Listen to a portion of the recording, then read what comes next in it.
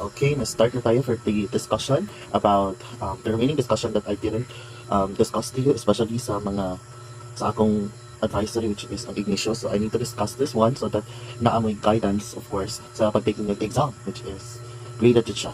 So let's start the discussion. Let's review first about the music of the medieval period para maisa na po na to, the way na mag-discuss ta, and of course, review na po siya as balik. First is the music of the medieval period. Medieval period music is also known as the Middle Ages. It took place from the 5th to 15th century. Now, pag pangutan na sa question, mo kasi siya kanang when did medieval period took place? From what century? So, wala na. So, first is sa 5th century siya nag-start. Okay, next is, it is also known as the Dark Ages. Why is it called the Dark Ages? Is it called the Dark Ages because of the word chaos? So, pag makabasa mo sa question, like, why is the medieval period called as a Dark Ages? So, ang answer dyan is, of course, chaotic environments or chaos. Next is, so, na basahon na sa ubos. Kini, magawa sa exam. Pag maingon tag single sound, that is monophonic. But maingon ta og polyphonic, that is uses more than one melodic line. Okay, next. Again, pag may tag monophonic, that is a single sound. When we talk about polyphonic, that is uses more than one melodic line. So let's proceed to the next topic, which is traditionally performed by men at church. So what is that? That is a Gregorian chant. Now there are actually two types of music in the medieval period. During that time, naatay secular music and sacred music. Now, sacred music are those music that are performed in church. Now, ang secular music, like troubadours, now, ito na itackle later, but pag secular music that is performed, ang meaning sa mga music, is maybe love music, but not related to religious, or not really performed in church. So that is an example of secular music. Again, there are two types of music in the medieval period, the secular music and the sacred music. Let's proceed to the troubadours. Of course, di na discuss, wala pa siya nagawa sa exam. Ang nagawa sa exam is ang secular music. Pamitag secular music that is not performed in church. Next is medieval music was characterized by two, of course, the monophonic and polyphonic texture. Next is Gregorian chant. It are sung in churches and mostly sacred in nature. So sacred halos ang music na ginakanta sa Gregorian chant. Now let's proceed to the next period, which is the music of the Renaissance period. Pag may Renaissance period, this period is also called as the Age of Rebirth. Nga gitawag siya the Age of Rebirth because pag nag-ingon na pagkudaan, pag may ingon taog medieval, that is more pag ginuo ang ilahang style. While sa Renaissance is pangato. From the world Renaissance, start ang R, so R stands for rich. So dali siya rich, that's why the Age of Rebirth.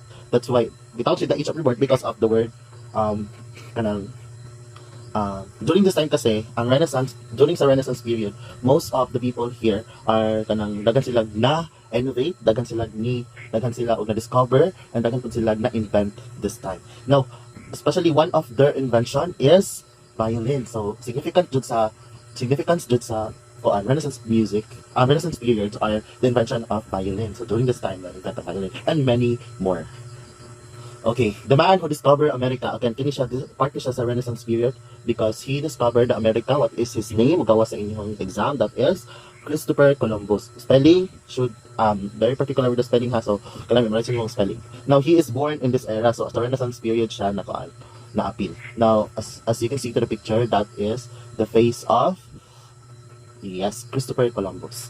Next, let's proceed to the next one, which is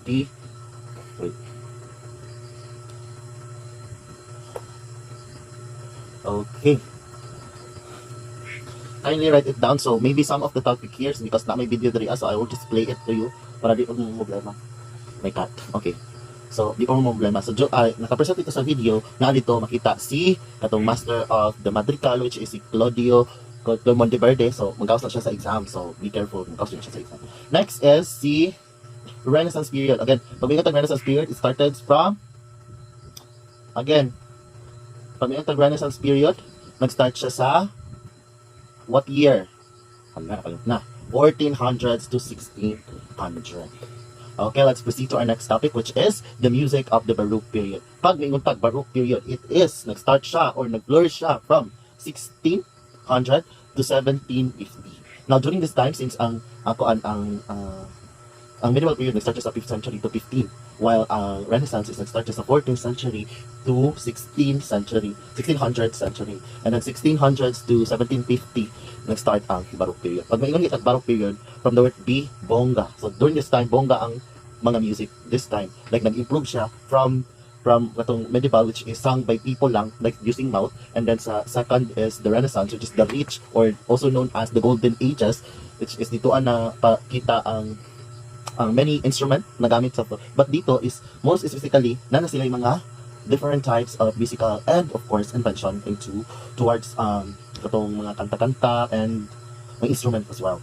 Now let's see, please watch the video, naka-play ng video, so of course please watch that one because I will going to put some magkuha ko na questions para sa inyong exam. Next is okay kini Baroque musical style. Pag nilitag Baroque musical style, maghatag ko pointer sa inyo ha. I think tonight. Okay, concerto grosso. Pag nilitag concerto grosso, pag Baroque style, one of the Baroque style is concerto grosso. Pag concerto, that is group, while grosso is big. Again, concerto, group, grosso, big. Next is okay. Consists of the group of multiple soloists called the concertino. Pag nilitag concertino, that is the multiple soloists, basta soloist na music in the concerto grosso. Ang pangtawag sa ilahas is concertino. Yung pagpasok pa together with accompanied retinue, or retinue, I don't know how to pronounce it. Actually, di pa na magawa sa yung exam, so siya ninyo, problema ka.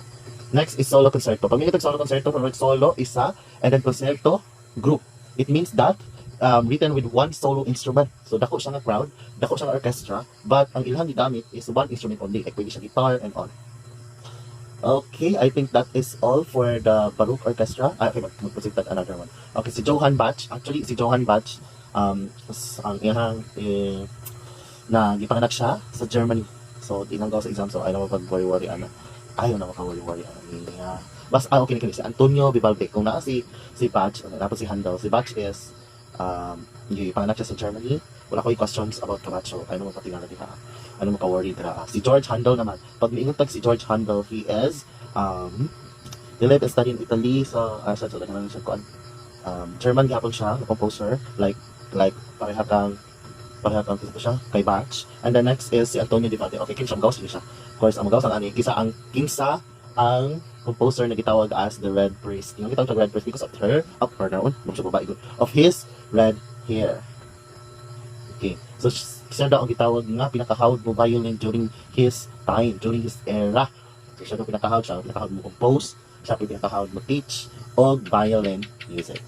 Okay. Basta may tag Red Priest, that is Antonio Vivaldi. So, ito ko na sa key points ninyo para dito mo mawala. Okay, wait lang. Wala pa dito na kumahan. So, naapatay isa ka topic wala na discuss, which is nagkuha ko diri og dalawa o tatlo na question sa multiple choice. And then gibutan ko siya diri because kailangan po makabalo mo sa instrument during the medieval period. So during this one is a medieval period. Ay, not actually medieval period. Sa tanan siya ng period. So na-separate into two musical instrument during sa medieval period hangtod sa Baroque period, which is ang loud and the soft. So pag nilitag loud music, that is performed outside the room. And pag nilitag po tao soft music, those musical instrument that is performed inside the room. Okay, let's see. First the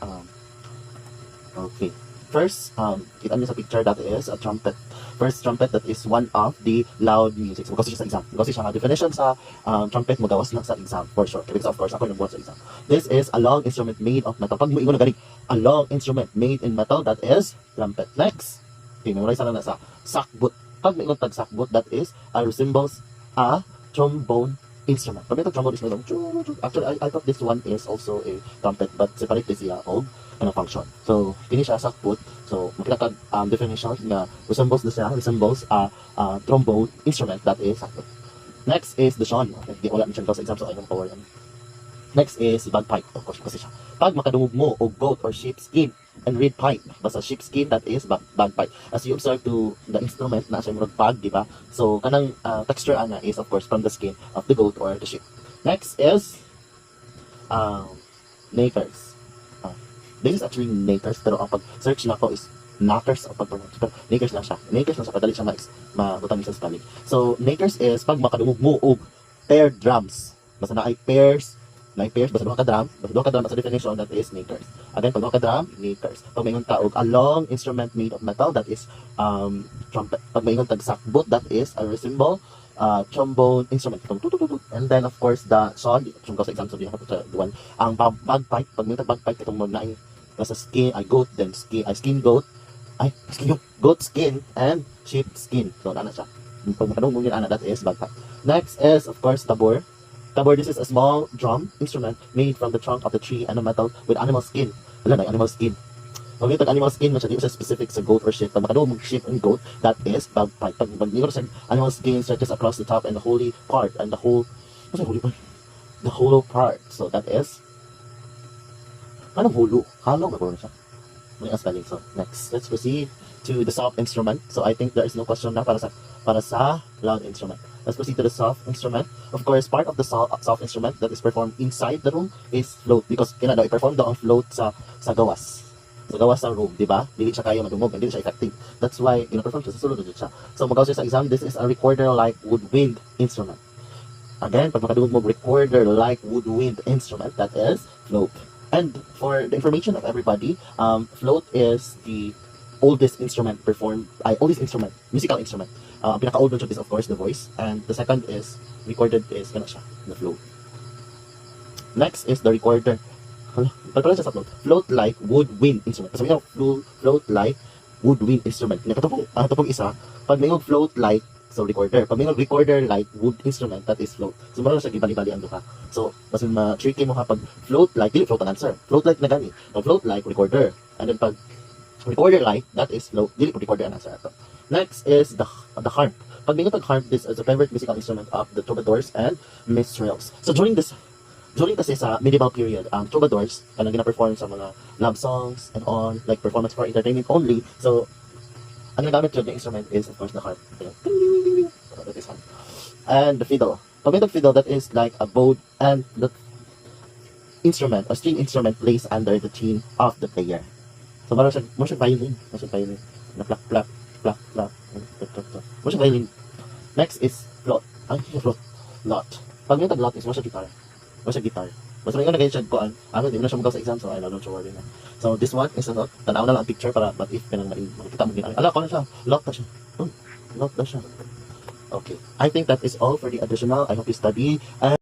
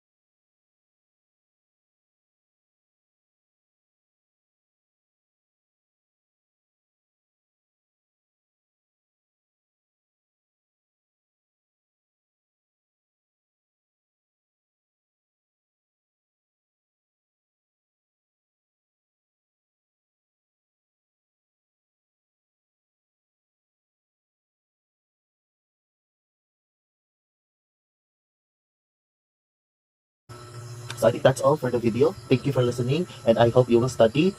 I Yes, I think that's all for today. I think that's all for the video. I hope you study and pray to the Lord. Pray to the Lord.